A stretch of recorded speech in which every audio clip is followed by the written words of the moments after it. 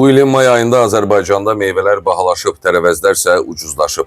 Dövlət Statistika Komitəsinin yaydığı məlumata görə ötən ay ərzaq məhsulları üzrə qiymətlərdə həm artım, həm də azalma qeydə alınıb.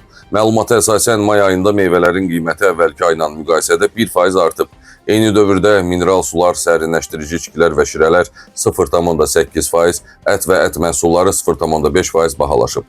Süd və süd məhsulları, kərə və bitki yağları, qənd, cem, bal, şokolad və konfetlər üzrə qiymətlər 0,4%, çörək və çörək məmulatları, yarmalar, eləcə də alkoqollu içkilər isə 0,2% artım göstərib. Ən çox ucuzlaşma tərəvəzlərin qiymətində qeydə alınıb.